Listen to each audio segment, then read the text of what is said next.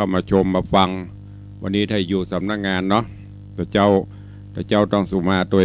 มันขาดหายเจริญปอนต้อนรับแม่เลี้ยงประวินรัตน์แม่เลี้ยงประวินรัตน์เข้ามาชมวันนี้ไปตั้งใดพ่องไปตั้งโต๊ะที่ไหนบ้างยุคโควิดจะนี้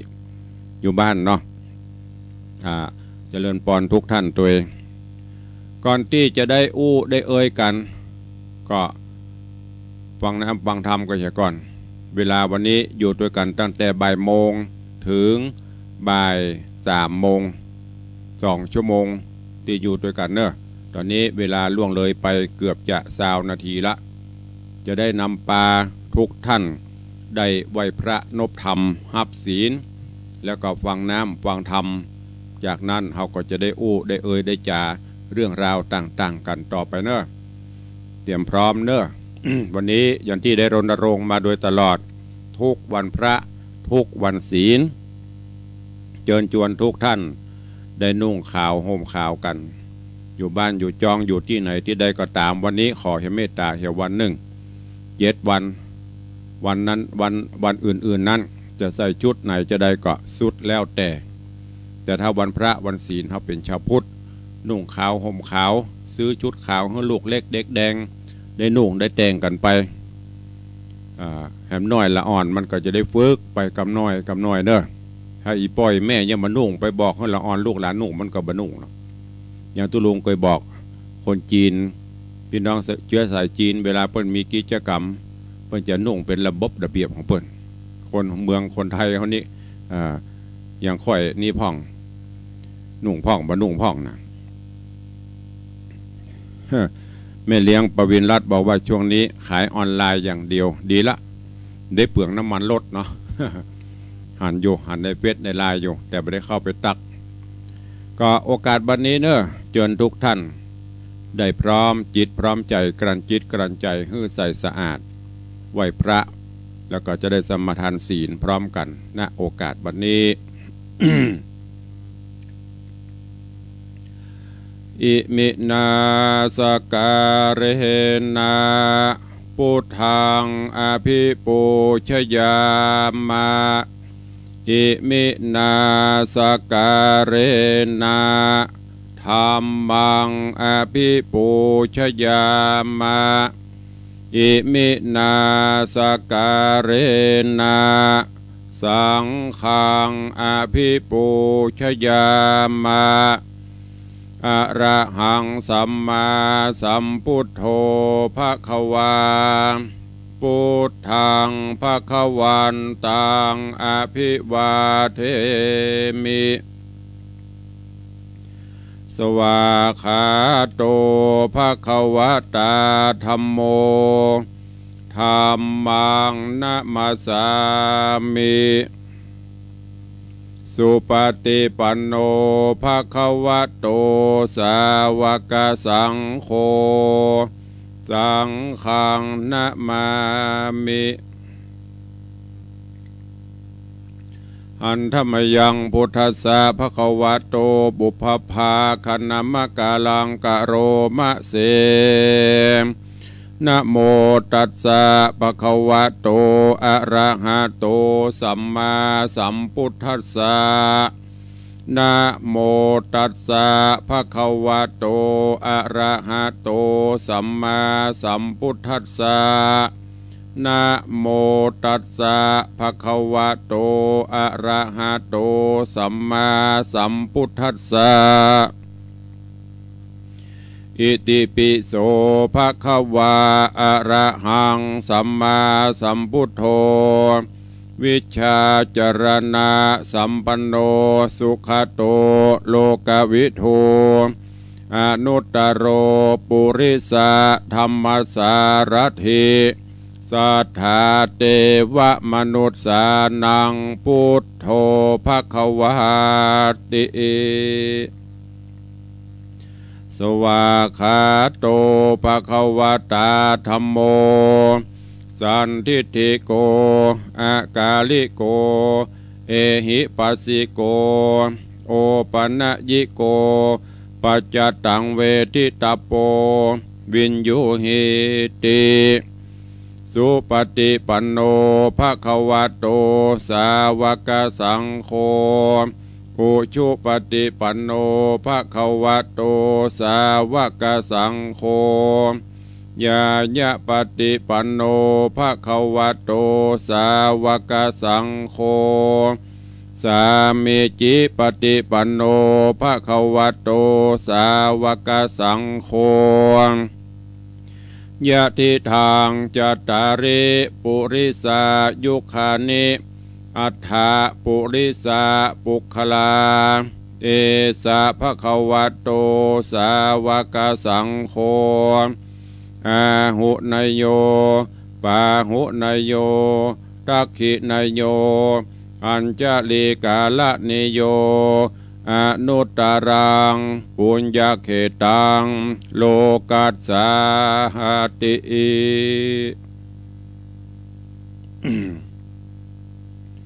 ได้นำป่าทุกท่าน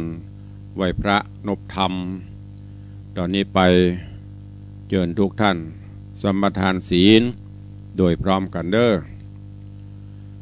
นะโมตัสสะภะคะวะโตอะระหะโตสัมมาสัมพุทธัสสะนะโมตัสสะภะคะวะโตอะระหะโต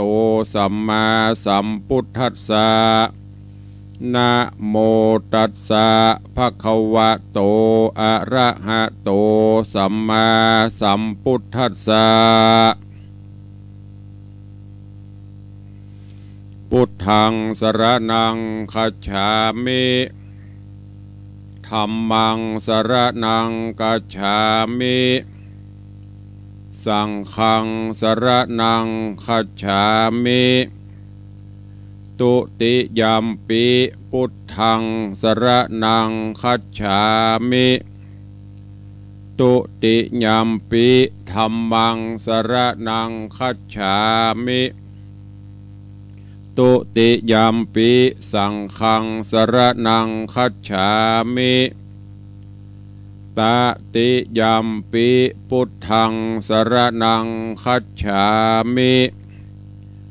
ตติยัมปิธัมมังสรณังคัจฉามิตติยัมปิสังฆังสรณังคัจฉามิปานาติปาตาเวระมณีสิกขาปตังสมาติยามิอะตินนาตานาเวระมณีสิกขาปตังสมาติยามิกาเมสุมิจฉาจาราเวระมณีสิกขาปตังสมาติยามิมุสาวาตาเว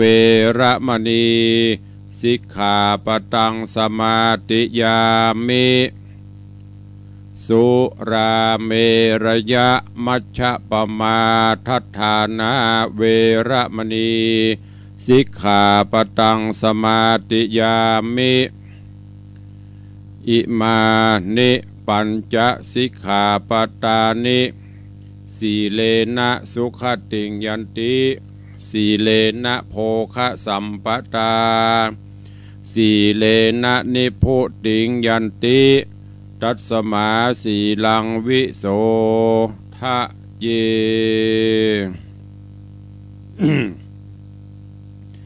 ได้ไหวพระได้สมทานศีลเป็นตีปริปุณนังไปลำดับตอนนี้ไปเชิญทุกท่านเนอะกรันจิตกรันใจให้ใสสะอาดสดับฮับฟังธรรมเทศนาเรื่องจักกาข้างคำที่ได้น้อมนำมาเทศนาจบไปผ่านไปแล้ว4ผูกด้วยกันวันนี้เป็นผูกที่5ขออนุโมทนาเจ้าภาพเจ้ามูลศรัทธาการเทศการทำอันมีต่างปเลี้ยงธนวัฒน์แม่เลี้ยงทัดพิชาสุสิงคำหรือปเลี้ยงส่งแม่เลี้ยงนางมหารัตนอุบาสกอุบาสิกา ผู้อุปถัมภ์บำรุงวัดวังสิงคำเป็นต้นเป็นเจ้าภาพเจ้าศรัทธาปฐมะมูลศรัทธาเก้าถวายกันเทศกันธรรมตลอดพรรษาเป็นจำนวนปัจจัยทั้งหมด 50,000 บาทถ้วน นอกจากนั้นก็มีสาธุชนญาติโยมได้ให้ได้หอมเข้ามาตลอดพรรษาก็ต้องอนุโมทนาสาธุเนอะส่วนที่ท่านที่ฟังอยู่อยากจะมีส่วนร่วมในการถวายปูจากันเทศกันธรรมก็น้อมเอิญเชิญชวนเนอะตามกุศลและจิตเจตนาศรัทธาที่จะสมทบต่างตุลุงก็จะได้จดเอารายหมายเอาชื่อของศรัทธานบุญทุกท่านแล้วก็จะได้ประกาศอนุโมทนาเป็นระยะไปเข้าดูเรื่องจักกาข้างคำในผูกท่วนที่4ในตอนที่แล้วหลังจากที่จักกาไอ้ข้างคำไปเอวไปพอมหรสพตัวแม่แล้วก็ไปถ้าเป็นคนเฮาไปว่าหายนักเกเปิ้นพอมหรสพกันมันพอปุ้นไปตะปับเสา ขึ้นไปใกล้ตีลูกสาวของพญาเจ้าเมืองปทุมมาไปบ่ได้เนอะมาห่างไปจิแก้มเปิ้นเล่นเนี่ยต่างปทุมมาก็เนื้อว่ามันลังจะเป็นเตปาอาหักอย่างมาตักมาตอก้าพอควรแก่กาลและเวลาก็ไว้ตะป๊อบปิกลงจากเสาปิกไปบ้านก่อนแม่พอแม่งานเลิกละแม่เสาะหาบ่ปะก็ว่าบ่อ้ายถ้าอยากฟังย้อนปิกบ้านก่อนแม่ก็ปิกพอปิกมาถึงบ้านก็ถามอ้ายก็บอกว่าพ่อดิแม่ก้านผมกะดิแม่เขามาไปพอกับมหรสพผมนี่ได้ไปยบแก้มลูกสาวพญาเจ้าเมืองปุ่นนี่หรออวดสรรพคุณอยู่นะคุยกับแม่อยู่ไปมามีใจปฏิภักษ์ฮักใคร่เขาได้ลูกสาวคือปทุมมาลูกสาวพ่อพญาเจ้าเมืองบอกคือแม่สะดุ้งยั่วจะไปกึดลูกเหยสวามพองอนเฮากะเฮาเป็นไผเปิ้นเป็นไผจะไปกึดใหญ่ไฟสูงจะไปอิจฉาตาฮ้อนเปิ้นกรรมโบราณเปิ้นว่าหันเปิ้นมีจะไปขได้หันเปิ้นขี้ไล่จะไปดูแควนเฮาเป็นไผเปิ้นเป็นไผหูจักฐานะของเฮาไอ้ข้างคำก็บ่ยอมรบเร้าจนได้แม่ต้องไปขอแม่ก็บอกว่าอันเป็นอย่างเมื่อเป็นความประสงค์ของลูกเนี่ยน้ำจิตน้ำใจของแม่ข้าได้อะไรอย่างขอขาดบาดตายจะได้ก็ยังไปยังเอาอยู่แม่ก็เลยเป็นอย่างเดี๋ยวแม่จะไปบอกขอเปิ้นไปขอฮื้อเนาะลูกไอ้ข้างคำก็บอกว่าเอาคนอื่นไปมันตึมเหมือนเฮามันบ่เหมือนใจเขาจะว่าจะได้บ่ฮู้พ่องกะฮักบางพ่องกะจังแม่เหยอีแม่นั้นนับไปดีที่สุดเมื่อเป็นเช่นนี้ปฏิเสธก็บ่ได้นางตุกตะที่ไล่กับมาเกิดไว้แล้วกูจะเนี้ยจะได้เปิ้นบ่จะไอ้แก้วไอ้คำเนี่ยซ้ำเป็นพญาเจ้าเมืองก่อนถ้าจะไปขอลูกสาวเปิ้นเนี่ยเจ้ายังไปเป็นสินสอดต้องมั่น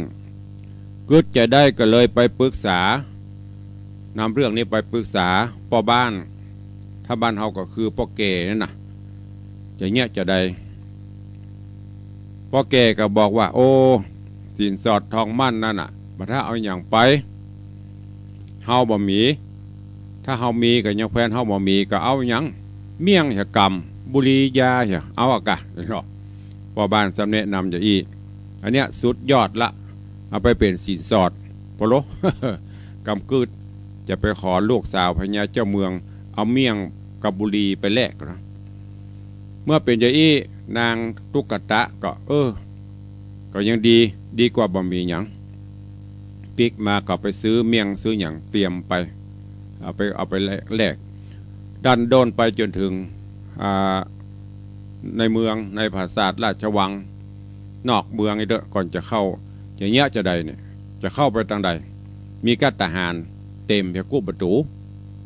ไปหันใส่ยิงคนหนึ่ง ก็คงจะเป็นสนมเอกของพญาเจ้าเมืองน่ะขอฮื้อสนมเอกนำปลาไปสนมคนนี้ก็บอกว่าโอ้เฮาไปบ่ได้เฮาเป็นเมียน้อยไปป่ายพุ่นโคมาให้บดีไปเกิดป้อพญาบัดตัดใจโลจะโดนตัดคอโดยใจเหตุกับน้องเฮยก็เลยบอกลองไปถามบ่ลูมีสาวงามอยู่หน้าประตูไปแหมเนอะแม่ยิงตุ๊กตะแม่ของไอ้ข้างคำนี่ก็ไปถึงก็ไปถามแหมหมู่นั้นก็บ่สามารถจะนำปลาไปได้เพราะแต่ละคนเพิ่นก็กลัวอาญาเจ้าหรอกไปดีก็ดีบดีก็จะโดนทำโทษตัดคอตัดประหาร7 ชั่วโคตรในขณะนั้นเทพบุตรเทวดาองค์อมรินทร์พระอินทร์เจ้าฟ้าก็ได้ส่องหูเล็งหันความต้องการของโพธิสัตว์เจ้าตุกตะข้างคำก็เลยแถลงเปตลงมาเป็นนางสนมกำนันของพญาเจ้าเมืองแล้วก็มาปรากฏต่อหน้าของแม่ไอ้ข้างคำแม่ตุกตะเพื่อนก็ถามจะได้นางก็บอกจะเข้าไปเฝ้าพญาเจ้าเมืองนะจะไปขอลูกสาวเปิ้นให้ลูกบ่าวข้าหมู่เตปาอาฮักที่เปิ้นแถลงเปตมาเปิ้นก็บอกก็ห้ามสุดท้ายก็ห้ามบ่ไหวเมื่อห้ามบ่ไหวก็เลยนำปลาเข้าไปพอไปถึงพญาเจ้าเมืองหันก็เอ่ยปากถามไผเป็นไผลูกที่ไหนไปจะได้มาจะได้นางแม่ไอ้ข้างคำนี่ก็กราบทูลเรื่องราวต่างๆให้ฟังปดโตพญาเจ้าเมืองโคตรด่าตัวแหมโอ้มึงประมาทดูแควนกูกะมึงเป็นไผกูเป็นไผตะกอนเปิ้มเจ้อุ้ยหรอกมึงกูน่ะคำภาษาพ่อขุนรามน่ะลูกสาวกูป่านใดมึงจะเอาเมี่ยงมาแลกประมาทดูแควนกูรู้นี่แล้วก็ได้บอกว่าถ้าหากว่าลูกของสูอยากจะได้ลูกสาวคัดเด้มีบุญญาปรมีนักเด้ไปเนอะไปแปลงสะพานหรือขัวหรือสะพานนะด้วยทองคำไปเซาะทองคำมาตีเป็นแผ่นปูไปตั้งแต่บ้านสู่มาถึงในวังเนี่ยภายในกำหนด20 วันถ้าเนี้ยได้ก็จะยกลูกสาวถ้าเนี้ยบ่ได้ตัดหัว7 ชั่วโคตรเอาละกำนี้ใจสั่นทับมือสั่นตัวสั่นทับแล้วฟังกราบพูนของไว้ปิกมาแผ่บ้านไอ้ข้างคำก็ถามแม่ว่าเปิ้นว่าจะได้ปะโถอีแม่สั่นยงเล่าให้ฟัง ไอ้ข้างคำก็บอกเอาถ้ากลัวเดี๋ยวมันจะมีวิธีทุกอย่างปัญหาทุกอย่างมีทางแก้ไอ้ข้างคำก็กึดแล้วกึดแถมจนม้อยรับไปแถมวันขึ้นมาก็นำเรื่องนี้ไปปรึกษาพ่อบ้านพ่อแก่บ้านว่าจะเนี้ยจะได้เทวดาก็เลยมาเข้าฝันว่าต้องไปเซาะอย่างก็ข้างคาวเปิดที่จะมาขี้ข้างคาวนี่เป็นคำแต่ต้องเอาไปเซาะมันก็ได้ก็เลยเอาเรื่องนี้ไปอู้คือพ่อพญาไปอู้คือพ่อบ้านแล้วก็ขอเมตตาพ่อบ้านเนี่ยนำปลาเจ้าบ้านมาช่วยกันแปลงไซใหญ่ไซหลวงเพื่อจะไปดักจะไปยับเอาข้างคาวเพื่อที่จะเอามาขังแล้วจะเอาขี้ที่เป็นทองคำน่ะมาแปลงหัวแปลงสะพานทอดไปในบ้านในเมืองจะเสียดบ่เสียดเรื่องราวจะเป็นจะได้เชิญทุกท่านติดตามรับฟังจักกาข้างคำในผูกที่5เป็นลำดับไปณโอกาสบัดนี้ โอ้ครูบาอาจารย์เข้ามาหลายรูปหลายตนหลายองค์เนอะก็ตลอดจนญาติโยมศรัทธาเจริญปอนปี้เหมยชูศรีบัวใสเจริญปอนคุณโยมสลันพัฒน์พรหมเศษแล้วก็ปเลี้ยงพงปน้อยพงดอยสุเทพเจริญปอนคุณโยมอัมพรกันทะมีถวายการต้อนรับท่านเจ้าพระครูธรรมธรบพิษตุปีโจปันหอมปันหายเนอะกินข้าวลำน้ำลงนะกินดีล้ำกระดูกทับเส้น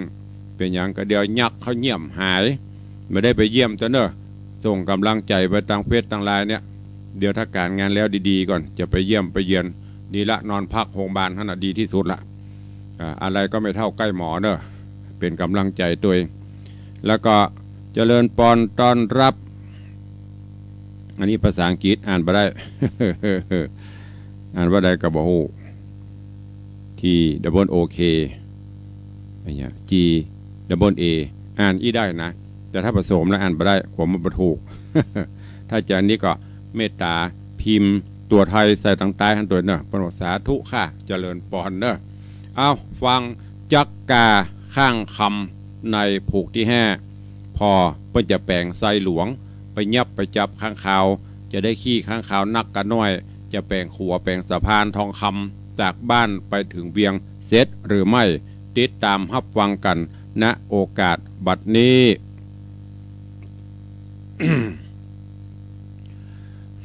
นะโมตัสสะภะคะวะโตอะระหะโตสัมมาสัมพุทธัสสะ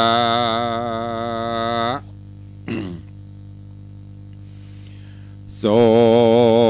โปติสันโตรุขะชินนัฏฐายะมหาวะนังคันตุงคามะเศทัญจะมหาชนัญจะปักโกสาปิเปสิติสาทะโบดูราสปุริสะตั้งหลายตั้งหญิงใจหนุ่มเทาอันมีศีลบ่เศร้าหักษาปากันมวลหมู่พร้อมนาอยู่ฟังธรรม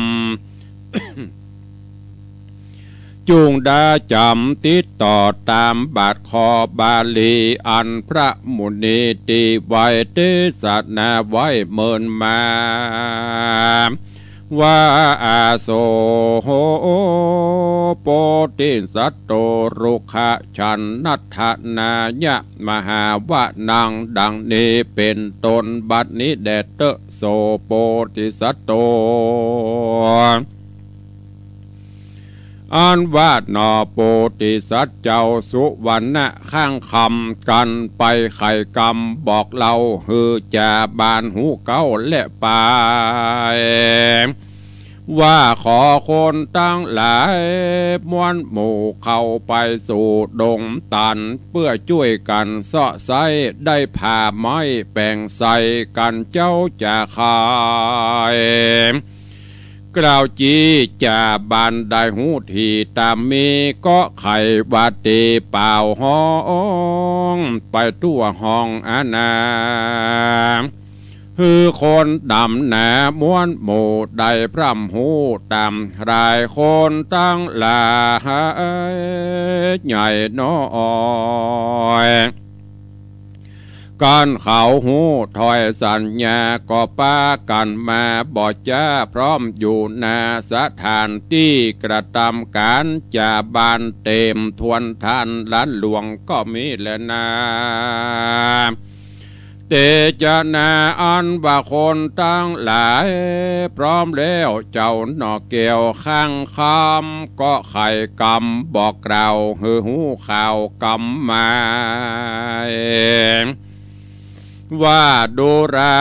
ตันตั้งหลายเฮ้ยมวลหมู่อ่านพร้อมอยู่ใหญ่ๆไผ่มีใจไฟห้อยใครจื่นจ้อยเจยบานจุงเข้าดงดานปากกวางจุยการสร้างแปลงใสยับเอาแม่คำใสหืดใดมันอยู่ป่าไม้ดงตาลขี้ของมันย้อยหยาดเป็นคำอาจแดงแปลงมีก้าแปลงบอดน้อยเอาแปลงซ้อยวันนาวายหรือจักนำไปขายกาดได้เงินบาทเป็นใบตาอ่านตั้งหลายอย่าจ้าจุงช่วยข้าแป่งสายจากได้คำใสมากกวางโสมดังไฟอ่างผาทนากันอ้ายข้างจาหน่อยนาดกล่าวเสียงขาดสุดกาม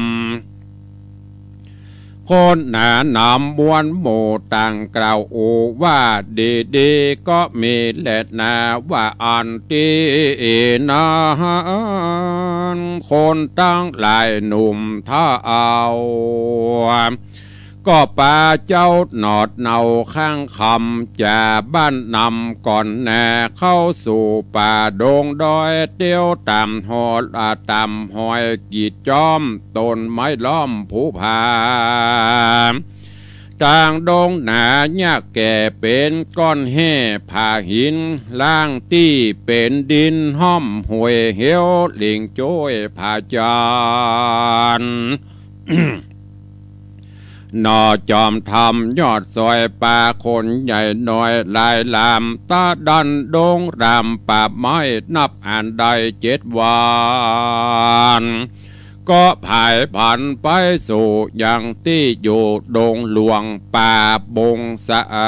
ที่อยู่ดงขวางป่าดงสร้างหวกให้บ่มีไล่เรือลายตั้งต้นใหญ่หลายหลากต้นเหล่าหากงามดีดอยดงรีปากวังมีซอดอยู่สร้างนาคืองูสิงสาเห่าหอมงูค้อนกอมเหลื่อมลามนกดงรามน้อยใหญ่ห้องก้องไข่ดงดานจุมกวางฟานเป็นหมูกินแง่อยู่ใหญ่จุมเสือไฟโครงแผ่วลาสอดแอวไปมา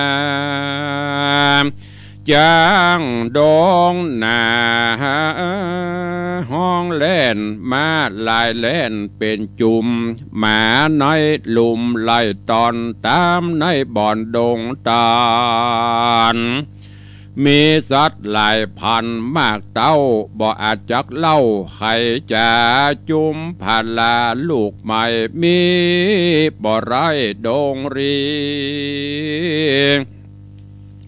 หมากไฟมีลามต้นลูกสมอหล่นทมทองหมากกับตองยายหยาดตังหมากหาดหมากก้อหมากกล้วยห่อกินหวานดังหมากตาลและหมากเป้า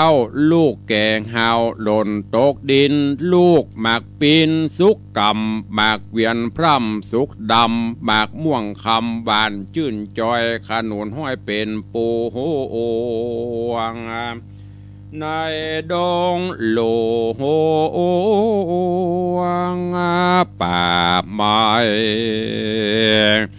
มีบ่อไหลเหลือลายตั้งต้นยาหลายแหล่มีจุเงดงดานหน่อโป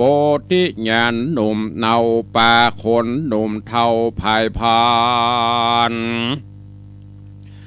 ด้านดงตันป่าใหญ่ลอดป่าไผ่ดงรีหนอมุนีน้อยนาดก็โอกาสปั่นใหม่ขอคนตั้งหลายมวลหมู่อันมาสู่ดงขวางฟันไม้บงสร้างหวกให้ตั้งไม้ไผ่ดงนาแล้วกิตนาแต่งห้างสารใส่กว้างเก้าศอกหลวงยาวมอกเสมอกันเอาไม้ยันหือมันบ่หือดันไปได้การว่าสารใส่เมียนแล้วเจ้าหน่อเกี่ยวข้างคำก็ไขกำกล่าวโอหือคนม้วนหมู่ตั้งหลายหูอ่านนัดหมายบ่จ้าว่าหือได้ไล่สัตว์ป่าดงดานคือกวางฟันลิงเมนกระต่ายเต้นดงดอนหมูป่านอนต่ำห้วยเหวลิงโจ้ยพาจาเสือดงหนาโครงแผ่วราชสีเอวภายพันจุงปากันไล่ออกดังเฮาบอกไข่กา การตัวแม่คำมาควายคือหุงข้าวใหญ่ตาใสจุ่งปากันไว้ไล่ตอนเข้าสู่บ่อนใส่หลวงแล้วเฮาปันปวงมวนหมู่จุงแหมไปสู่เกหาจักได้คำขาบ่อน้อยและนามตีนาคนตั้งหลายหนุ่มเทามีป้อจะบ้าอ่านเป็นเก้านาต่างปากันเข้าดงขวางแยกย้ายพ่องไปไฟหนเนื้อพ่องไปจดเจือตกออกไปกู้สรอกดงนาเพื่อไล่สัตว์มาสู่ยังที่อยู่ใส่หลวงคนปันปวงสะสาวห้องเอิ้นเป่าหากันดังโด่งตันใหญ่กว้างจักแตกมั่งเพตาไล่ไปมาพับไข่พับป่าใหญ่ดงตาลได้เจตว่าเป็นหมอกพับกู้สรอกโดองพรายบ่หอนมีสัตว์ใดจะเข้ามาในใส่เล่าสักตัวและนาที่นั่นหนอพุทธาตนผ่าเสดก็บังเกิดในใจว่าจักเงียการใดนั่นใส่จะอันจักได้แม่ลุงคำเฮากวนกระตำก้มกล่าวไหว้เทพเจ้าไปบนกล่าวกรรมมงคลผ่าเสดเพื่อฮือบังเกิดสวัสดีหนอมุนีกึดแล้วใจผ่องแผ้วเจยบานหนอโพธิญาณที่ไว้ก็เด็ดเอาดอกไม้ลวดปูจายังเทวดามวนหมู่ยอมมือขึ้นสู่ป่าเฮบนใครกำมงคลกล่าวถอยมีบอดหน่อยหลายประการว่าพนโต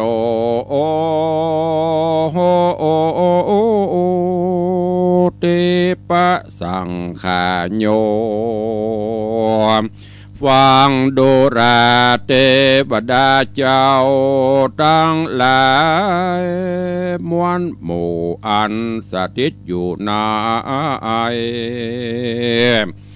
ดงตันได้หิมมาวันเถื่อนทำอยู่ย่านน้ำดงดานกูสถานตัวดาวขอจุงฟังข้ากล่าวจะคอยพิวันน้อยจัดแล้วปาละมีเกี่ยวจูดนุนขาใดกะตำบุญบอกขาดมีศีลสะอาดรักษาขอบุญนั้นมาช่วยกำเหตุใดล่วงลำต่างผ่านได้มากำสมปันแห่งคาใดตลัดพญากล้าคมพายน้ำสาตาไหลม้วนหมู่ได้เข้าสู่เนลปานเด็ดเตว่าอันบอดเต่าแต่นั้นไอ้ข้างคำยังไข่กามบอกเล่าว่าอันข้าเข้าดงไพรได้แป่งใสกว้างใหญ่เพื่อจักเอาใส่แม่หุงข้าวอันบินเปล่าเป็นหมูตามแก้วกูดงดำจักว่าแม่ลุงคำก็แม่นมักบินแอนยามแรงขอกายเป็นแม่คำแดงตัวอาจขี้ย้อยหยาดเป็นคำขอมานหนานำมาสู่ยังที่อยู่ในใสข้าแดดเตอตัสสะมิงคาเนปันดุกรรมพละศีลานัง โอทากังธาตุเสสีได้กันแน่นอนใส่กันเจ้าหนอดไทยอาทิฐานโดยเตจะสมปานผาเสดศีลล้ำเลิศแนะนำอันเจ้าสุวรรณะข้างคำหนอไทยได้สร้างไว้จัดแล้วบอกกลาดแกล้วหายนี้ป่าละมีจาดก่อนก็มาไล่ตอนตัวยตันตีนั่งคูนสะวันบุญกวางก็กระดังสัญญาคุณอินตาหันเหตุก็ส่องที่ประเนตรลงดูยังคงจุมปูโลกไตก็หันเจ้าหนอไทยข้างคามใครจะกำก้มกล่าวนบน้อมเล่าอธิษฐานก็โหอาการเสียงที่จริงกล่าวจี้ใครจะเรียกเทวบุตรมาไกลตีตนเต้าไทยบัดเดียวแล้วจะแล้วกล่าวท้อยว่าดูราเจ้ายอดซอยเทวบุตรบัดนี้นะหนอดเดาบุญบ่อเศร้าหนอทะรงยานมีสมปานไปแก่ตกไหลแหล่เครื่องคิดอยู่ดงรีป่าไม้นบน้อมไว้ไข่จา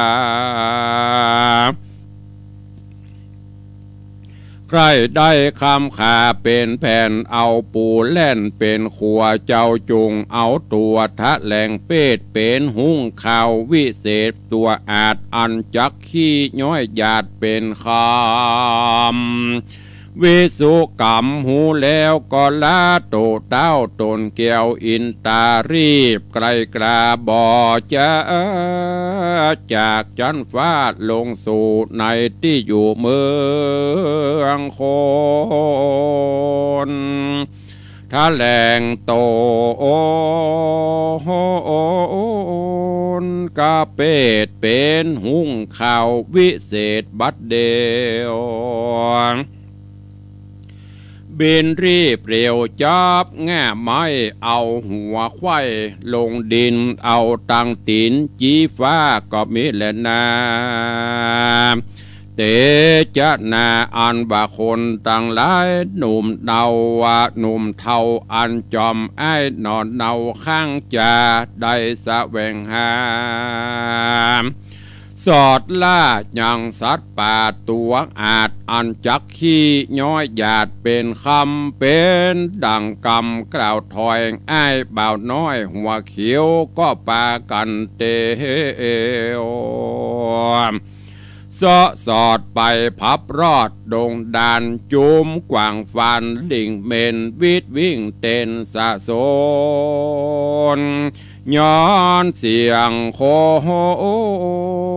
นโหเศร้าดังจุดาวดงไพรไล่กันไปเป็นตาพ่องห้องกว่าว่าโวยเวยพ่องไล่เลยลงห้วยพ่องบุญป่ากล้วยเรียบนาที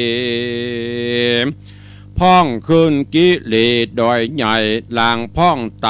ผาจาดอยดงนาใหญ่กว่าอ่างมีสัตว์อยู่สั่งนานำกันเขาได้ยินกำโห่ห้องสะนันกองโด่งตันก็ปากันบ่จ้าจะเพาะนาไปสู่ยังจะเข้าลีอยู่ในใสเต็มอยู่ในอดเอาบ่หูจักเต้าพันภาย คนต่างหลายน้อยใหญ่อันเลยไล่กันมาหันสัตว์นาหลายแหล่จริงกล่าวแก่จอมกันว่าสัตว์โด่งตันมากกวางเขาอยู่สร้างในใสจักว่าเป็นตัวใดไปหูอันมีคำอยู่ในตัวพ่องก็ฮื้อพอที่หัวมีคำออกพ่องก็ว่าฮื้อพอที่นอกจัก หันพ้องก็ไข่ปานกล่าวจีว่าฮือพอตี้หน้าผากกันมีคำน้อยมากจากหูย้ำเมื่อคนต่างหลายหมู่จากกันมีเสียงนะมีเสียงนั่นใส่เจ้าหนอไทยข้างคำก็แนะนำมาหอดเจ้าก็ได้ทอดตาหารยังสาดดงตันมวลหมู่อันเข้าอยู่ในใส่หลวงมีคนปันปวงแวดล้อมแห่แหนอ้อมใหญ่กันเจ้าไปจิ้มไกลก็หูใดบัดเดียวว่าสาดงเขวหลายแหล่หากว่าบ่ใจเป็นแม่คำพงนอพุทธองค์บอกจาก็บอกคนทวนนาหลายลามว่าสัตว์ดงรามน้อยใหญ่มันบ่ใจตัวนามบ่หันมีคำน้อยเฮากวนปล่อยมันไปกันเจ้าไขบอกกล่าวคนเท่ายิงใจก็ปล่อยสัตว์หลายมวลมากฮือมันออกจากใส่หลวงก็มีแลนา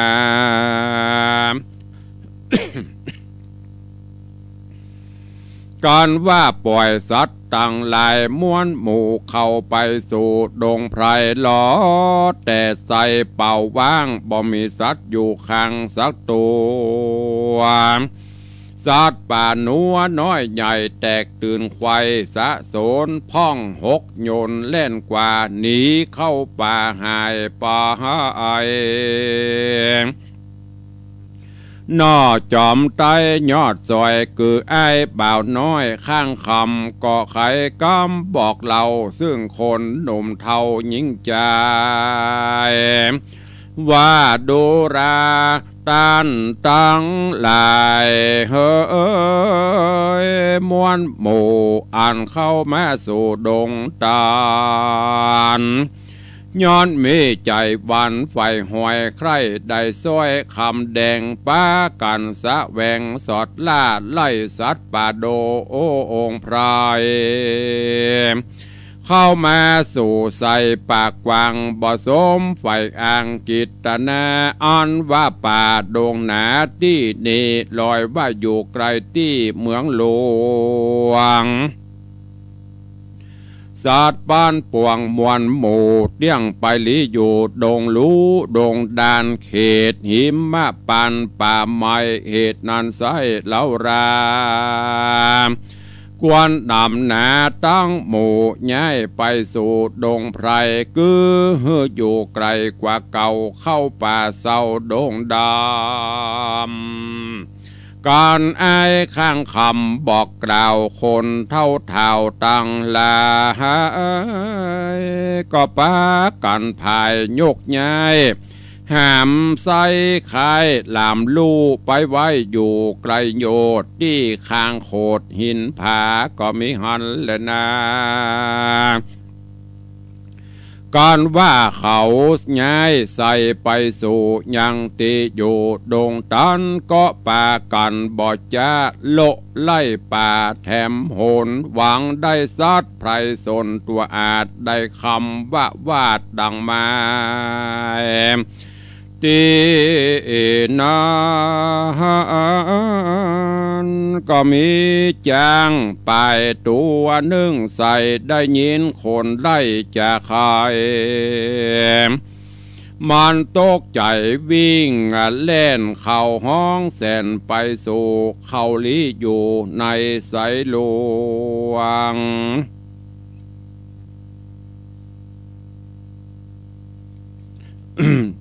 คนป้านปวงหนุ่มมาเท่าก็ปากันหันจ้างเข้าพัดพันก็ปากันลุมล้อมวงแวดออมบ่จาหมายยับจ้างป่าดงนา บางพ้องเอาเชือกดาท่าไว้มัดกับต้นไม้บัดเดียวแล้วรีบเร็วมัดจ้างบ่ฮื้อมันแอ้งไปไหน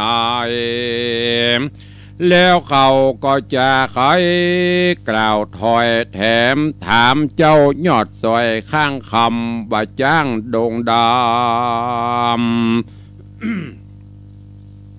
นิสัยจักเอาไว้ใจสันใดหรือจักปล่อยมันไปแถมเราก็ตามใจเจ้าหันดีเตเนอ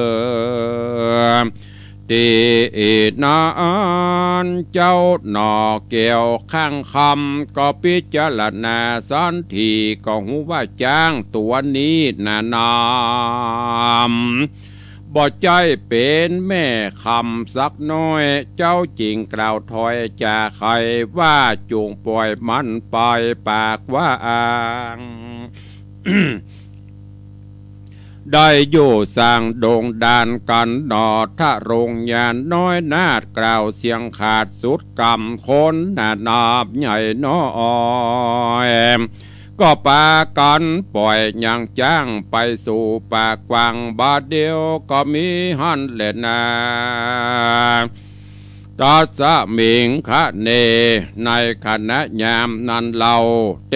บาบุตรเจ้าตนวิเศษอันกระเปดเปิงเป่าเป็นยังหุงข่าวนั้นใส่ห้อยอยู่กิ่งไม้ปลายโบนฝูงหมู่คนหลายหลากหันแล้วหากอัศจรรย์เขาป้ากันกล่าวจี้ว่าปลายบนนี้มีตัววิเศษหุ้งข่าวติบเตดตัวใหญ่เห่ากวนไล่เลววายเพื่อให้มันเข้าใส่นันโสดจักใดประโยชน์แนะนำเป็นตัวแม่คำบ่แล้วกันเข้ากล่าวแล้วบ่จ้าก็มาก็ตบมือกว่าสะโสนยะโกละหนโหห้องสะนันก้องดงรี พ้องไขวาตีกล่าวถอยเป็นกำถอยสามันว่ากันได้หุ้งคำคันตัวกระจักเอาอ่อมซากกวกแกงเถิงย้ำแรงกับเหล่าป้อว่าจักเอาเข้าเตาไฟตาปอดในบ่อไว้เอากินเลี้ยงใส่ไปยาวอันว่าแม่หุ้งข่าววิเศษหูจิตเจตหันโหนว่าโจมโมคนโลกวางมาหน้ากระดังถือตัวบ่ย่อมกลัวตั้งบาปอันกระยาบฮึกนาเมว่าจะไล่หายไข่กำป้ายพรางเอาเขาบ่หูจักเฮาแจ้งทีเฮากวนจี้จะสอนหุงข้าวโด่งดานบ่อจ้าแสงบินลาเวียนบนอยู่ปลายบนอากาศแล้วแสงเงี้ยวหยาดเป็นสายน้ำเงี้ยวไหลตกใส่หัวคนน้อยใหญ่หูตาแสงบินไปมาลืมเล่าบ่อาจเข้ากวงใส่เขาเนี่ยสันใดก็แล้วหุงข่าวเกี้ยวก็กรอยกราดบินอยู่บนอากาศปลายบน ตีนั้นหนอตัดสะปนบุญกวางอันมีสองปั้งข้างเป็นคำก็แนะนำหูแจงหูเก้าแห่งกองดีว่าประเพณีแต่ก่อนเจนปู่มอนปิตาจักกระทำการได้นา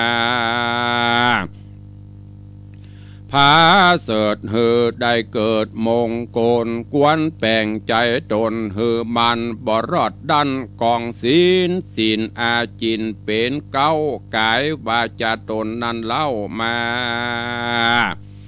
เป็นเหตุอันจักป่าเข้าสู่เขตเครื่องขี่หรือได้สวัสดีไปนาย้อนว่าศีลหาหนอป่าไป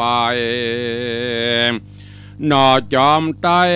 เกิดขวาดจริงโอกาสปันหมายเอิญบอกคนตั้งหลายม้วนหมู่ได้พร่ำหูกองศีลได้พร่ำหูกองธรรมว่าตัวลุงหุ่งคำตัวนั้นเล่าเหตุมันบอกเขาลีซ่อนอยู่ในบ่อนไสงามย้อนเฮาบ่ตามตัวไต่ปฏิบัติใหญ่ปางหลังจักกะทำการสังนั่นเล่าบ่กึดเล่าอันใดจักผิดถูกไปหูเต้ากะตำอยู่ตนเดียวพ้องก็จะเลี้ยวปากหายบ่ถูกฝ่ายกองดีอันประเพณีแต่เก้าสืบแต่เล่าปิตาก็นำนะ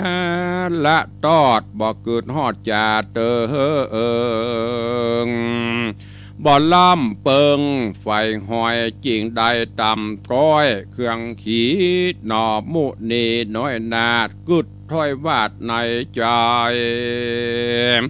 เหตุหุงข่าวใส่นันเล่าบ่อาจเข้าลีซ่อนที่ในบ่อนกวงใสย้อนเฮาบ่กระทำการได้พาเสดเฮือได้เกิดมงคลนอตัดสามปนหนุ่มเนาขานิ่งเล่ายาวไกลอันจักได้หุงคำสายนานใส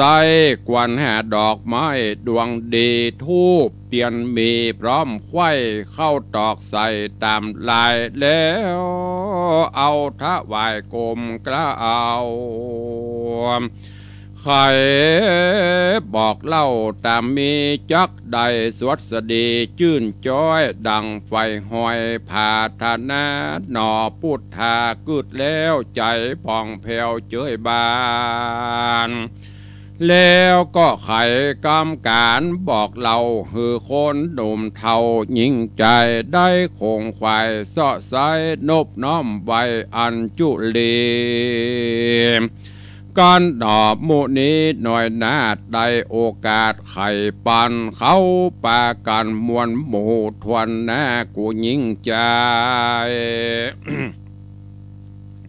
รีบผ่านผายเสาะไซหาดอกไม้ตามกวนกันบัวราม้วนไข่จอดการละตอดเติงตานนอจอมทันหนุ่มเดาก็กลมเกลาอาทิฐานขอวอนบานจะใจบักขาได้ว่าข้าแดดเตปะทายเมืองบนอันมีตัวตนวิเศษขอเข้าสู่ขีดในสายขอเป็นปัจจัยกรรมต่อได้สร้างก่อปาละมีได้สวดสดีจอยโจดได้โปนตุกโดดวัตะสงสารแดดเตอะหนาก็มีหันและนานิติตังขีญาสังวันนาวิเศษจาห้องเหตุสุวรรณจักกาข้างคำผูกทวนที่ห้าก็บังโกมสมเรศสาเดช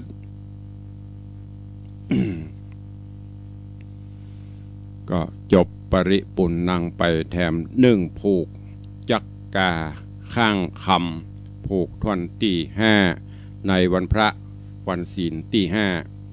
ยาวนักเกเนอะเสียงโปแหบอยู่ที่นี่ลุกไปไม่ได้เด้อถ้าอยู่วัดนี่จบเพิ่นจะตีกระฆังเป้งเป้ง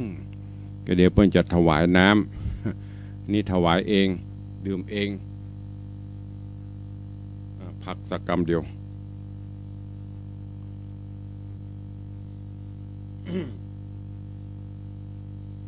ก็เรื่องราวก็ม่วนเข้มข้นขึ้นแล้วเนอะตอนนี้พญาเจ้าเมืองสั่งให้ไอ้ข้างคำหรือว่าจักกาข้างคำไปแปลงหัวแปลงสะพานด้วยทองคำจากบ้านไปสู่ในวังปุ่น พอแล้วพญาปัญญาจะเนี้ยได้ก่อตอนนี้กำลังไปเสาะตามกำฝันเทวดามาฝันไปแปลงไซไปไล่ดักข้างคาวหูขาวเพื่อเอามาขังไว้ข้างคาวนี่จะขี้ออกมาเป็นคำตอนนี้กำลังเทวดาเทวบุตรพูดแถลงเปรตเป็นหูขาวหรือว่าข้างคาวก็บินสูดไปสูดมาเหี่ยวเข้าใส่หมูนั่นพ่องบ่ให้เข้าเตื้อไอ้ข้างคำหรือว่าโพธิสัตว์เจ้าจักราข้างคำของหูว่าโอ้หมู่นี้เปิ้นให้จะเป็นเทพเป็นเตปาอาหักมาเฮาบ่มีศีลบ่มีธรรมคงบ่ได้ก็เลยตั้งจิตอธิษฐานปฏิบัติธรรมแล้วก็เจิญเปิ้นเข้าจะเข้าบ่เข้าจะได้เดี๋ยวก้อยพ่อก้อยฟังแต่ในผูกที่6ในตอนต่อไปวันนี้ก็โป่งวางใบเต้าอี้ก่อนเนาะอันเนี้ยภูมิปัญญาจะสามารถแก้ปัญหาได้ก่อถ้าเป็นเฮาจะเนี้ยจะได้ข้อมันเจนซะหน่อยบเหลือตู้ลุงแปลงอันยอดชัดเจดี9 บาทบได้ปะโถกว่าจะได้เนาะหลายมือหลายวันประชาสัมพันธ์กว่าจะได้ครบแปลงพระเจ้าทองคำกว่าจะได้ปะโถปีกันนะอันนี้เพื่อจะให้แปลงขัวคำจะยาวกี่กิโลบุญเด้อ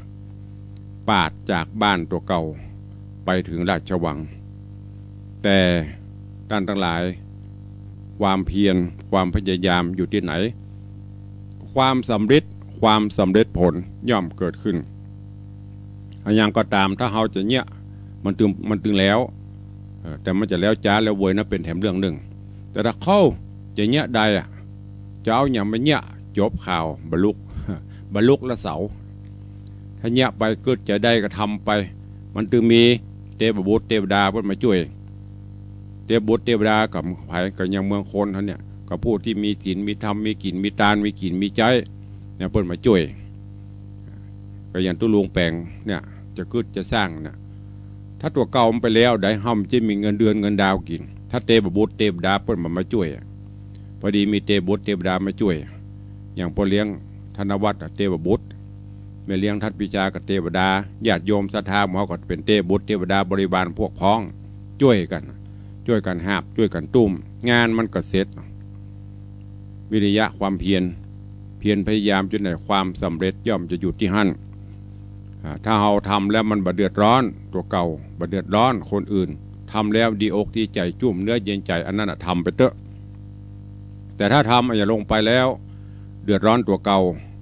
แม้แต่จะตานก็เหมือนกันตานแล้วเดือดร้อนบ่ต้องตานไม่มีประโยชน์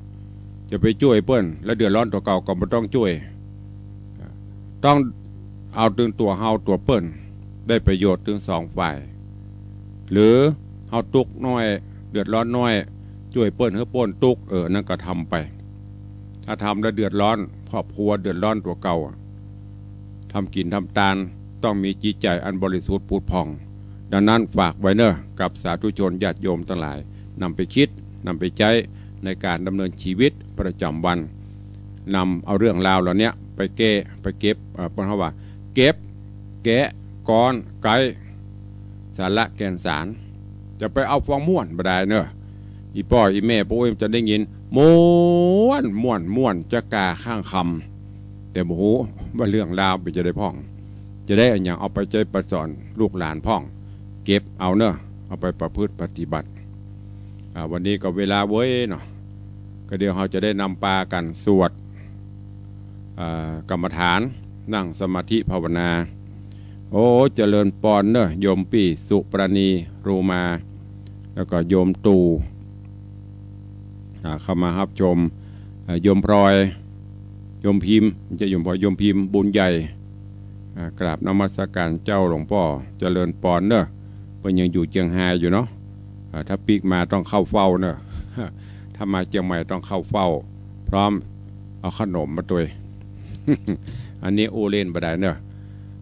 พักสกรรมก็เดียวก็จะได้เริ่มจุนำปาสาธุชนญาติโยมเฮาสวดกรรมฐานทำสมาธิเวลาเหลือแหมประมาณ40 กว่านาทีเนาะก็คงบัดได้ลุกไปไหนตุ ตุลุงก็อยู่เนี่ย2 ชั่วโมงเหมือนเดียวกับศรัทธาตอนนี้ไป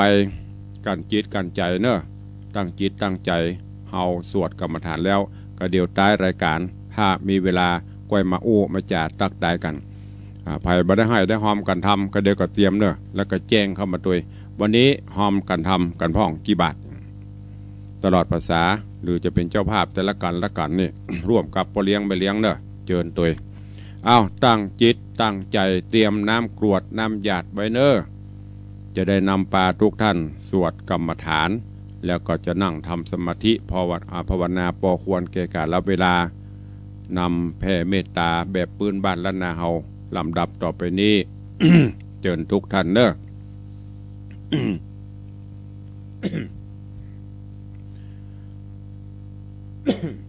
ใครมีหนังสือก็เปิดหนังสือไปตัว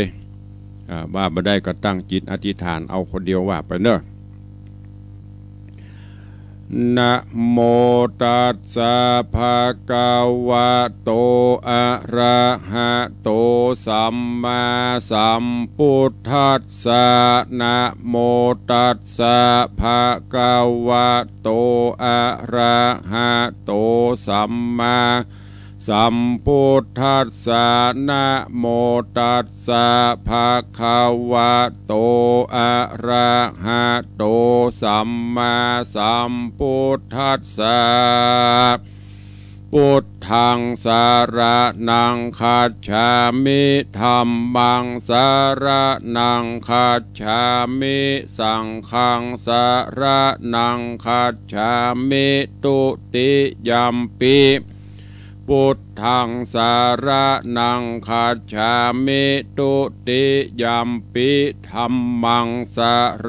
นังคัจฉามิตุติยัมปิสังฆังสารนังคัจฉามิตติยัมปิพุทธังสารนังคัจฉามิตติยัมปิธัมมังกัจฉามิตติยัมปิสังฆังสารนังกัจฉามิพุทธังชีวิตังยาวานิพพานังสารนังคัจฉามิธัมมังชีวิตังยาวานิพพานังสารนังคัจฉามิสังฆังชีวิตังยาวานิพพานังสารนังคัจฉามินะโมพุทธายะนะโมธัมมายะนะโมสังฆายะอัปปะมาโนพุทโธอัปปะมาโนธัมโมอัปปะมาโนสังโฆพุทโธเมนะโธธัมโมเมนะโธสังโฆเมนะโทกัมมัฏฐานังเมนะทังกัมมัฏฐานะตายะกาจาลิโยเมพันเตอะหัมพันเตพุทธานุสติกัมมัฏฐานังยาจามิพุทธานุส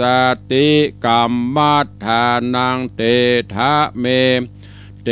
อะหัมพันเตปิติอุปัจจาระสมาธิมยาจามิอัตถิอิมัสสมิงกาเยเกสาโลมานะขาตันตาตะโจมังสังนาหารุอัตถิอัตถิมินจังวะกังหาตะยังยากะนังกิโลมะกังปิหากังปัปภาสังอันตังอันตาคุนังอุทะลิยังกาลิสังปิตังเสมหังบุพโพโลตังเสโตเมโทอาสุวะสาเคโลสิงคานิกาละสิกามุตตังมัทธะเกมมัทธะลุงคันติทวัตติงสากาลัง อายังอัตตาภาโวอานิจจังทุกขังอนัตตาอสุจิอสุพังอิมังกัมมัฏฐานังปุณณภาโวติอาจิรังวัตตยังกาโยปัทาวิงอาดิเสสติจุตโธอะเปตะวิญญาโนนิลัตถังวากะลิงกะลังปัทถเวทาตุอาโปธาตุเตโชธาตุวายโยธาตุรูปะขันโทเวทนาขันโทสัญญาขันโทสังขาราขันโทวิญญาณขันโทปัญจขันธาอัจจตาภหิทธาสังขาราอเนจจาทุกขาอนัตตาวิปาริณามะธรรมาอนิจจาวาตาสังขาราอุปาทวยธรรมิโน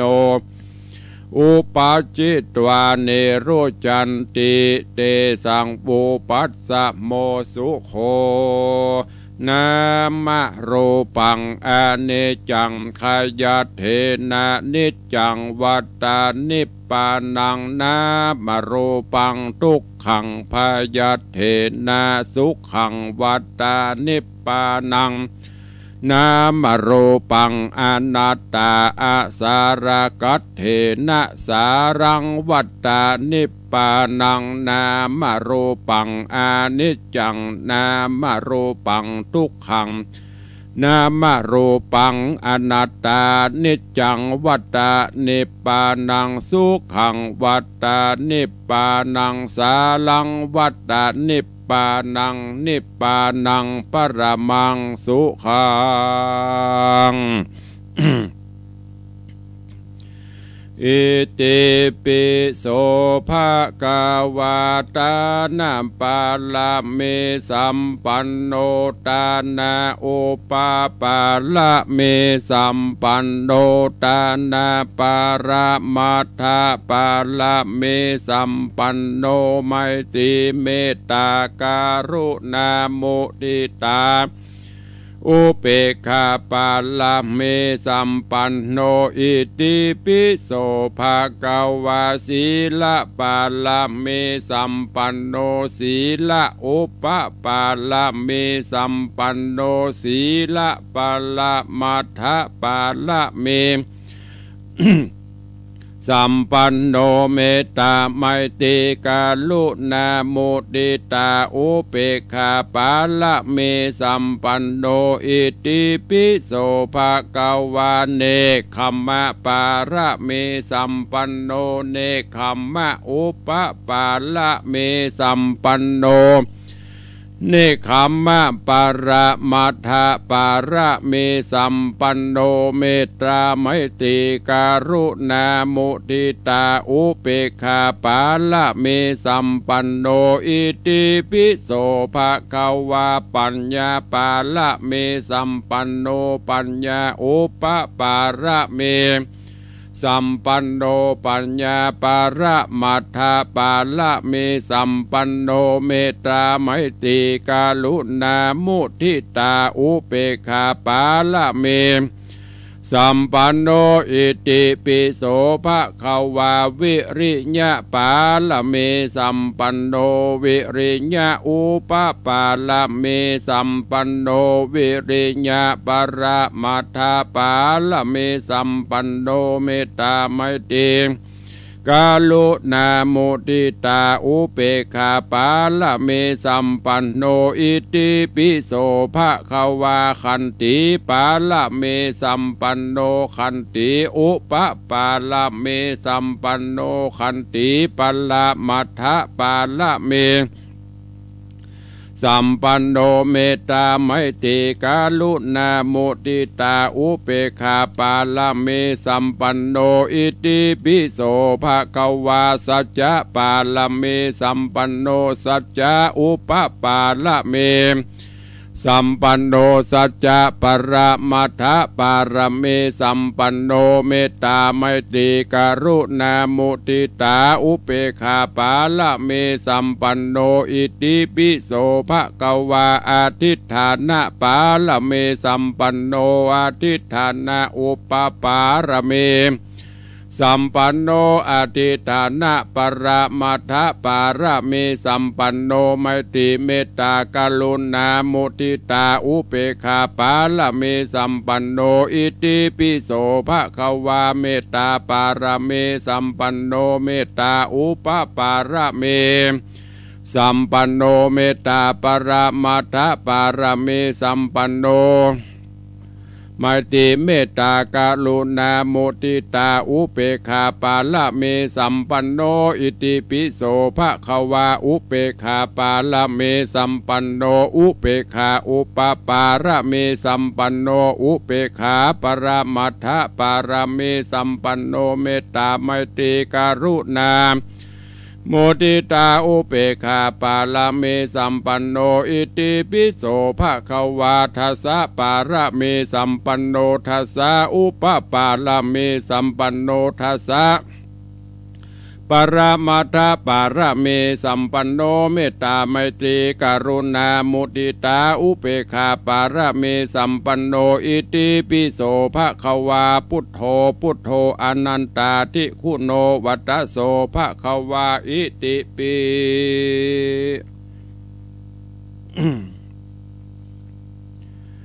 ก็ได้นำปาทุกท่านไว้พระนบธรรมหับศีลฟังเทศน์และนำสวดกรรมฐานเป็นที่เรียบร้อยตอนนี้ไปตั้งจิตตั้งใจ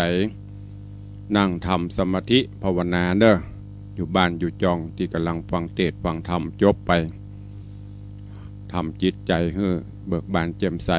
ให้บังเกิดสมาธิพอควรแก่กาลเวลาแล้วกำเดียวเราจะได้กรวดน้ำแบบปืนบ้านล้านนาเราณโอกาสวันนี้เชิญทุกท่าน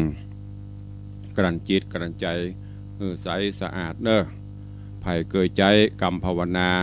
แบบสติปัฏฐานสี่อาจจะใจยุบหนอพองหนอหรืออาจจะใจพูดโทหรือจะใจสัมมาอรหังสัมมาอรหังหรือบทใดที่ญาติโยมเคยใจก็ใจอันนั้นเด้อตั้งกายให้ตรงดำรงสติให้มั่นหายใจเข้าออกให้ยาวๆลดละวางป่องโป่งปันจิตใจให้ปล่อยวางว่างเปล่าจะไปเอายั้งมาใส่จิตใส่ใจเตื้อในช่วงเวลาที่เขาทำสมาธิเมื่อเขาทำไปย่นเคยชินจนติดเป็นนิสัยปิติความอิ่มอาบฉลาบจะเกิดขึ้นเวลานั่งทำสมาธิจิตใจเขาจะเบิกบานแจ่มใสเบาวิวเหมือนโลกมนุษย์โลกนี้ทั้งโลกเป็นของเขาคนเดียวความสุขเกิดขึ้นเชิญทุกท่านตั้งจิตตั้งใจเริ่มปฏิบัติกันได้ณโอกาสบัดนี้พอควรแก่กาลและเวลาเน้อ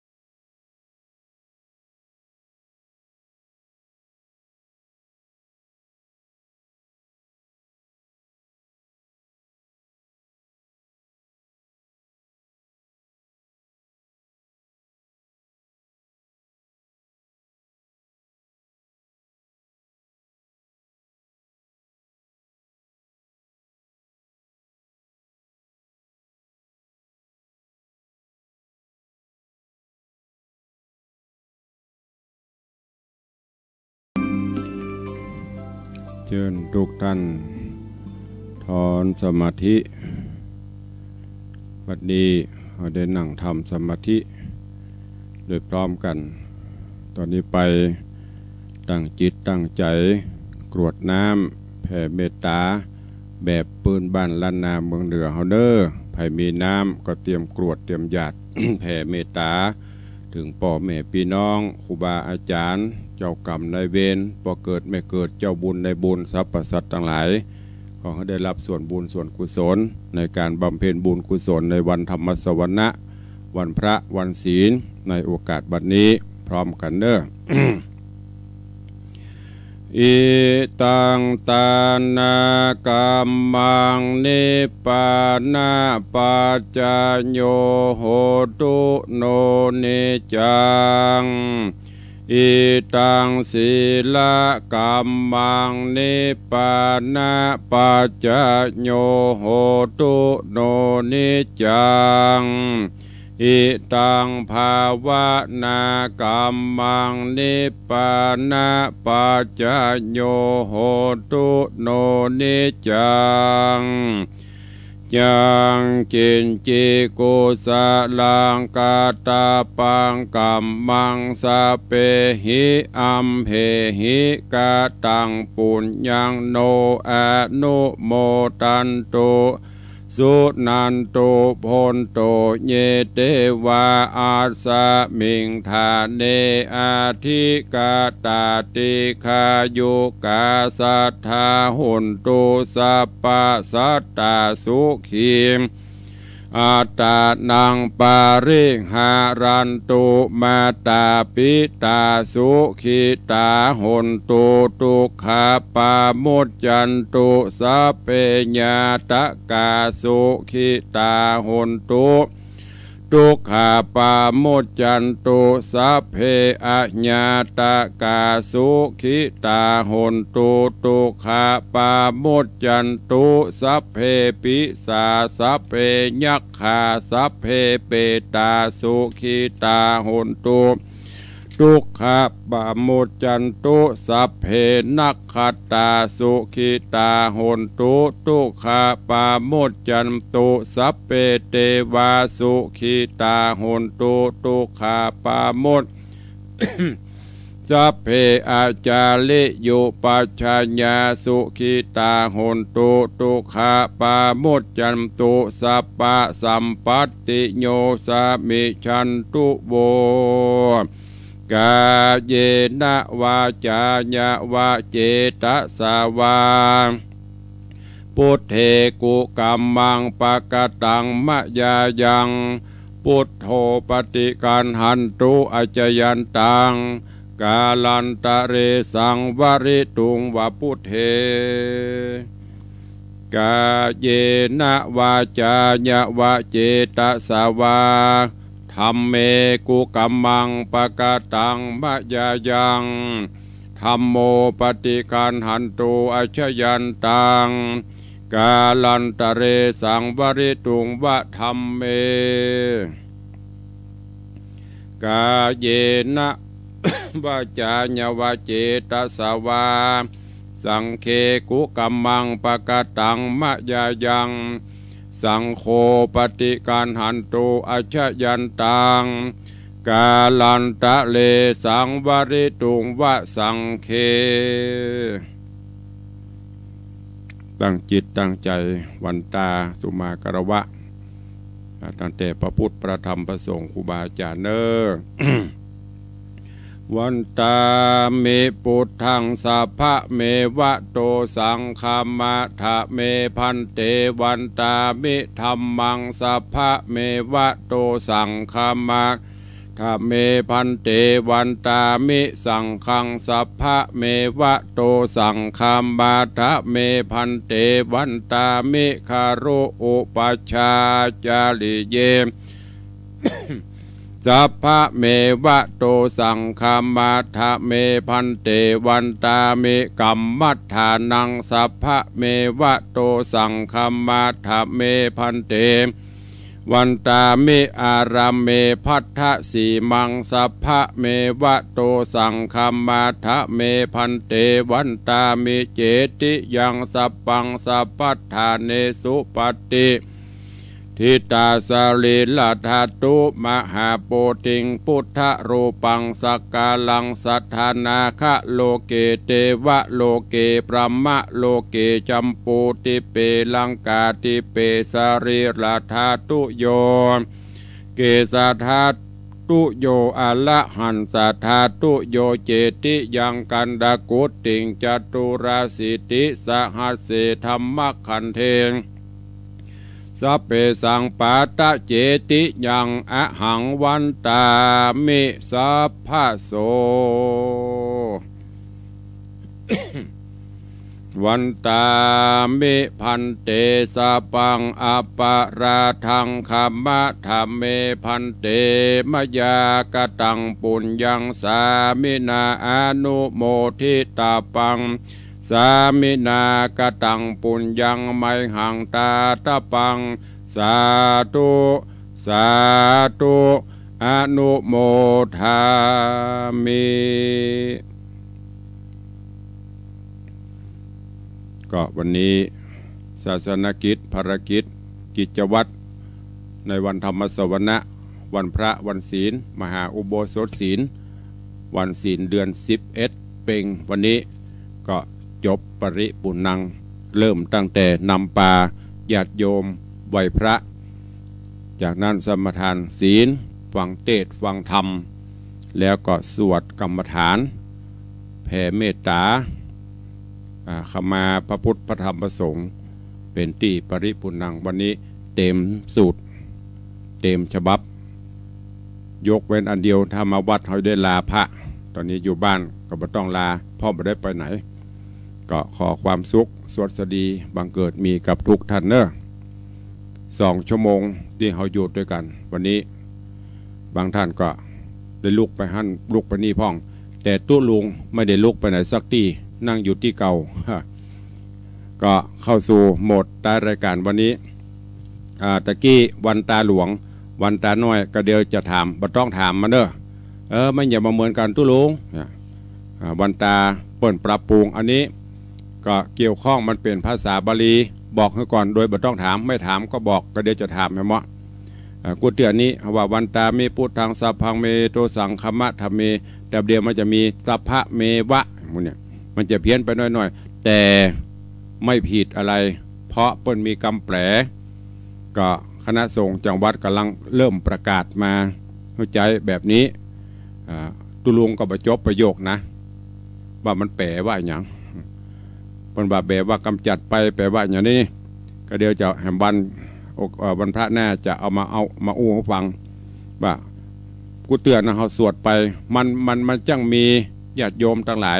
เป็นบอกว่าบางครั้งมันผิดเพี้ยนอย่างเป็นว่ากา7 ปากเพียไปผ่าเพลตั้งไปมาเป็นกา7 ปากเหมือนเดียวกันนี่แหละบางครั้งมันกำอู้แต่ละภาษามันอาจจะผิดจะเพี้ยนไปแล้วประเดี๋ยวนี้มหาปรริญญามีนักประโยค7ประโยค8ประโยค9เปิ้นแปลบาลีได้แปลวันนั้นแปลว่าอันนี้เวลาเฮาว่าเนี่ยมันเป็นภาษาบาลี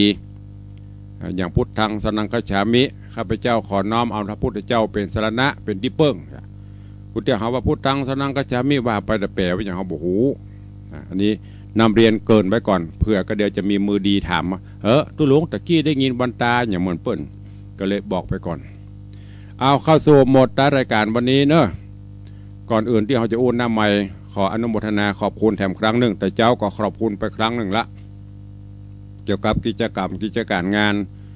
ของทางวัดที่ผ่านมาก็ได้รับเมตตาจิตเมตตาธรรมจากทุกท่านเนอะทางจาก FC ตีโอนสตางค์มาร่วมโมทนาบุญก็ดีที่มาวัดด้วยก็ดีก็ขออนุโมทนาขอบคุณทุกท่านทุกคนตัวเองโอกาสต่อไปก็คงจะได้เมตตาจากสถานบุญได้ช่วยกันเนอะที่จะได้ร่วมอกร่วมใจกันในกิจกรรมต่างวัดก็ขอบคุณตัวเองท่านผู้ใดจะร่วมเมตตาบูชาการเทศน์การธรรมในโอกาสตลอดการภาษาตุ ตุลุงรับพละวันนี้2เตื้อแต่เจ้าชั่วโมงบ่ายวันศีลก็ต้องแถม2ชั่วโมงไปจนจบด้วยแรงจิตแรงใจแรงศรัทธาบัดนี้ต้นที่ตั้งอยู่ตั้งหลังเลยนะที่ศรัทธานาบุญได้หันเป็นยอดเนี่ยอันนี้ไม่ใช่ฉากเนอะที่ต้นแบงค์นี่นะ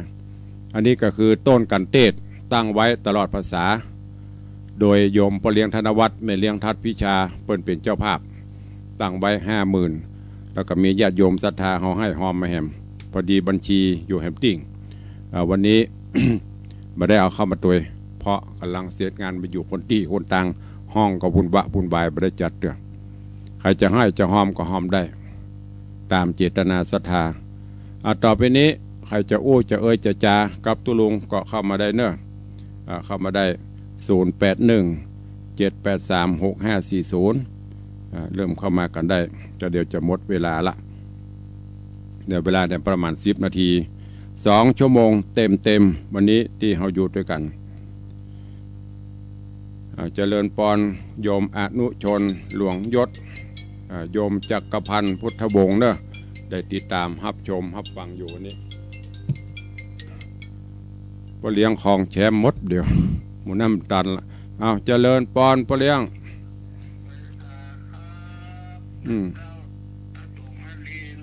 ทั้งหลายดูได้ฟังได้ดูได้ชมไปนะตัวกันวันนี้ปัญหาทุกอย่างมีทางแก้คือไอ้ยังบ่ออกคือไอ้ยังมาได้ขอออกไปปรึกษาท่านตู้ลุงในวังเอาดร.สุดหล่อเดี๋ยวตู้ลุงก็เดี๋ยวตู้ลุงก็ได้ตู้อุ้ยก็ได้เดี๋ยวตู้ลุงกับปรึกษาพ่อเลี้ยงต่อการตั้งมันตึงวันนี้มาล้มมวยแน่พอ104ครูมือดีเนอะอีหลอก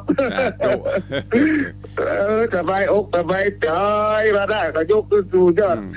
อันนี้แล้วมีตันอินตันโพมแล้วเนอะด้วยบารมีของหลวงพ่อไหวสาตะกี้ทำสมาธิขลับขนาดได้มีเพลงได้ยินเพลงกล่อมบอกมีเพลงกล่อมด้วยหนังไปรับไปเสร็จแล้วก็ไหว้พระอย่างหยาดน้ำอย่างเรียบร้อยแล้วก็จะเฝ้าพระอินทร์แล้วเนอะก็เย็นเนี่ยสาธุอนุโมทนาเนอะสาธุดีอกดีใจวันนี้ปิ่นใหญ่ปิ่นหลวงไหว้สาครับขอบคุณกับพ่อเลี้ยงกึดไม่ออกบอกพ่อเลี้ยงไม่ใช่บอกตุลุงนะขอบคุณตัวอันที่มันรู้แต่เจ้าไม่ใช่อะไรตะกี้ก็เหมือนกับเปิดเลยก่อนจะเข้ารายการโทรไปหาพอล้อมันเปลี่ยนอะไรอย่างเขาก็พอเขาต้องเปลี่ยนสายแลมเอาไปเอามาเป็นว่าปักมันไม่ได้เสียบเนี่ยเหมาะเงาะความงานพิมพ์นะกะทนายพิมพ์พ่องตู้เจ้าพิมพ์พ่องแปลว่าไปถอดปักเปิดออกสวามลงไปพอมันเปลี่ยนได้อะไรอย่างเสียบปักไปเดียวใจได้ปกติไม่มีปัญหาเจริญปอนนี่ทูจากน้ำรอดจมตรงนะเจ้าที่ไปเลี้ยงโรงทานนั้นเจ้าโอ้สาธุขอบพระคุณหลายๆเนอะวัดเป็นมวลเต็มมวลแร่เนาะโดยบุญบารมีศรัทธาสาธุบ่ได้ตักได้ตายสักกรรมกะตักแต่ก็ได้กับได้แท้ที่ครูบาเนาะดีละไม่ละบนวิหารเนาะปะกันบนวิหารสาธุขอบพระคุณหลายๆบุญรักษาเนอะเจริญปอนสัตว์แม่ยังก็แม่เบิ่มเนาะเจ้าที่ไปที่ตู้หอดนะสาธุบ้านนักนิมิตก็เป็นอย่างก็เจ้าว่าบ้านอะไรอย่างก็บ้านอย่างก็บ้านอะไรอย่างก็น้ำลัดบ้านน้ำลัดสาธุเนอะแม่ไปฟังตังอันอย่างก็วิทยุมันย้อนกับเยอะจักละปงดอนเจ้โฮมลำปางว่าจะได้สาธุอนุโมทนาคนนั้นฟังคนเลี้ยงอวยพรกัดอกกัดใจดีแล้วดอกได้ห่วมด้วยป่นเนาะหน้าการสีนอนเปิดแล้วนี่เขาเป็นแบบอย่างอี้บ่อยเขาก็ได้เปิดสาธุบุญรักษากันนะแม่เนอะสาธุปอนโยมแม่จันฟองละบ้านโปงดอน แจ้โฮมลำปางวันก่อนนะกับป้อหมอก็ลืมชื่อไปแล้วนามสกุลพิริยะได้นำปลาเอาปลาเฝ้าพระอินทร์แต่กะไม่เลี้ยงเฝ้านะจะเฝ้าตู้ลุงในวังนะนมัสการไปเลยไปเฝ้าพระอินทร์นั่นละขอบคุณนักๆเลยติเตะทุกฟังนะโอ้เป็นบุญบารมีเต้เด้อกันเนี่ยกับมาเตือกมีตั้งหลังนะกันเนี่ยแน่กันเป็นอย่างถ้ามีนะกรณีที่จะขอพอเลี้ยงคือพิเศษสักเล็กสักน้อยเด้อท่านเด้อปกปักรักษาเล็กน้อยบะกุ้มใกล้เจ็บคอได้โอ้น่ากะเสียงเขาลงกินนั่นกินก็มะนาวเด้อเสียงจะได้เสียงทองดีเด้ออันนี้มันบะกินน้ำขิงมากินใบปัน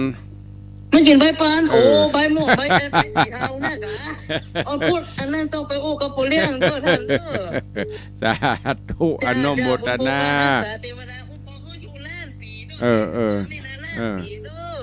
สาธุอนุโมทนาแม่ใดแม่เลี้ยงก็อธิบายล้านปีปโตได้หลายล้านละเน้อเอาเจริญปอนเจริญปอนแม่วันนี้ก็ฟังดูเหมือนกันเน้อไม่ได้ไปวัดเพราะว่า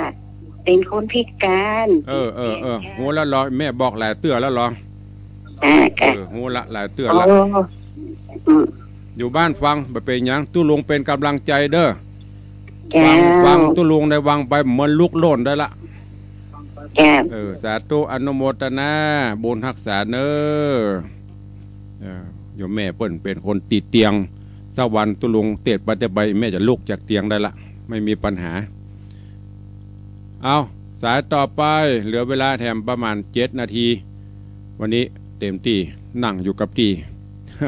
ไม่ได้ดินไม่ได้ตวงห้ามเมื่อยห้ามไข้ห้ามลุกจากที่2 ชั่วโมงเต็ม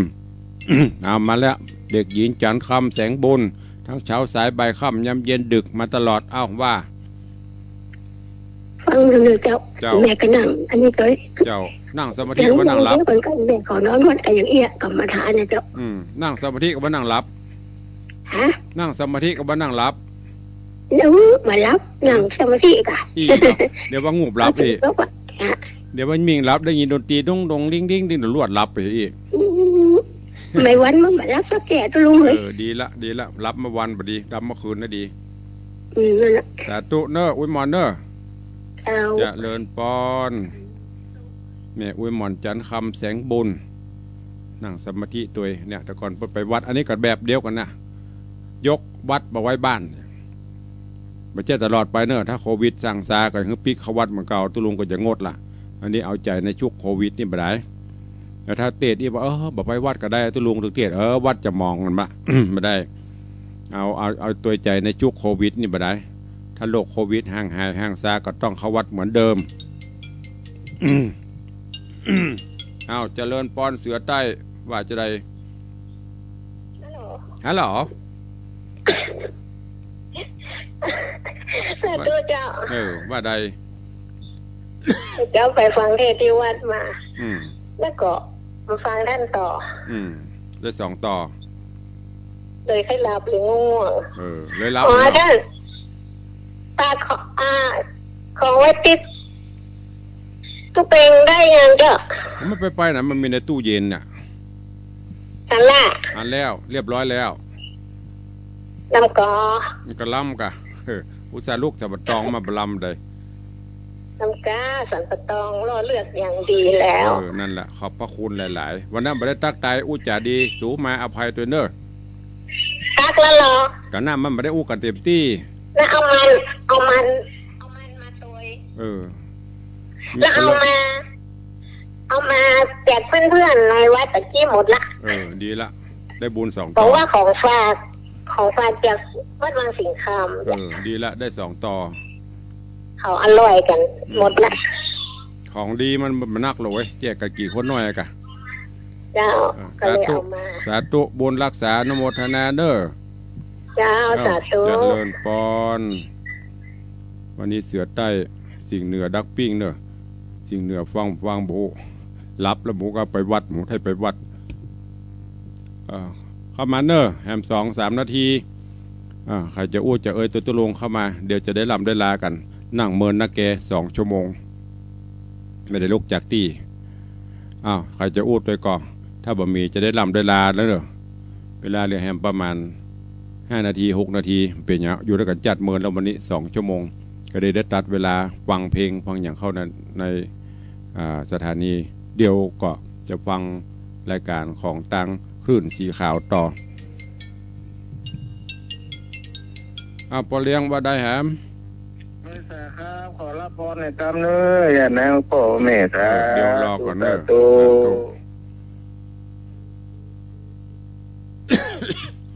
ะก่อนจะได้ล่ำได้ลาทุกท่านได้ให้ได้หอมกันเทศกันทำอย่างที่ได้บอกกันเก้าเจ้ามูลศรัทธาโยมปเรียนธนวัฒน์เมเรียนทัตพิชาเป็นเจ้าภาพร่วมกับศรัทธานบุญเฮาเนอวันนี้ก็ตั้งอกตั้งใจฮับปอนเนอไผมีน้ำหยาดก็หยาดไป ยะถาบาริวหาปุลาปริปุเรนติสาคลังเอวะเมวะอิโตตินังเปตานังอุปกัปปติอิชิตังปฏิตังตุมหังกิปะเมวะสมิจตุสเพปุเรนตุสังกปาจันโทปนัสโสยะถามณีโชติระโสยะถาบัดนี้หมายมีเจ้ามูลศรัทธาโยมธนวัฒน์โยมทัตพิชาสุสิงคำพร้อมด้วยญาติธรรมปออกไม่ออกศรัทธาตังสถานีวิทยุทุกท่านทุกคนได้น้อมนำมายังจตุปัจจัยไตรยวัตถุตานปุจจากันเทศกันธรรมเรื่องจักกาข้างคำในวันนี้ก็มีธรรมะเมตตาปฏิกหากาฮับไปแล้วบุญกินบุญตานที่ท่านทั้งหลายได้กระทำปั่มเปงหาแม่เจ้าทิสะนบุญตานไปหาดวงจิตวิญญาณป่อแม่พี่น้องปู่ย่าตายายป่ออุ้ยแม่หม่อนญาติกาวงศาคณะญาติเม็ดแก้วสหายคำบุคคลอันเป็นที่ฮักที่เขาเจ้าได้ตายและรับสังขารไปสู่โลกพนาก็ดีตระจนป่อเกิดไม่เกิดเทพบุตรเทวดาเจ้ากรรมในเวรเจ้าบุญในบุญทรัพย์ประสาททั้งหลายพระภูมิเจ้าตีผีหอผีเฮือนเตปะฮักเจ้าทั้งหลายพญาป่าประเคาะเจ้าทั้งหลายขอกุศลภายเพไปจูจอดตลอดจนสัมภเวสีเจ้าอันไร้ญาติขัดมิตรละเวเหโหนฮ้อนบ่ได้อาบอยากบ่ได้กินขอภายเพบุญกินบุญตานี้ไปจูจอดเขาเจ้าท่านเจ้าทั้งหลายได้โมทนาสาธุปนติญากภาคติทุกให้ได้ถึงสู่แล้วขอและธนาคุณพระเกี้ยวเจ้า3ประการอภิบาลปกห่มปอออกไม่ออกศรัทธากูคู่กูคนเพื่อได้อยู่เย็นเป็นสุขเจริญประโยชน์ลาภลาภสการมีอายุวันณะสุขะพละภาธนาได้สมความมุ่งมั่นปรารถนาไปจุนอย่างจุประการนั้นจุงจะมีเตียงตดีใจญะสิทธิธนังลาพังโสถีพระขยังสุขังพลังสิริอายุจวันโนจะโภกังบุธีจะยสวาสดาวสาจะอโยจะจีวาสีทิภวันตุเตสัพปีติโยวิชันตุสัพพะโลโกวินาสันตุมาเตภวะตวนตรโยสุขีตีคายุโกภวะอภิวาทนะสีลิสนิจังวุธาปจายโนจัตตาโลธรรมวัตันติอายุวันโนสุขังปะลัง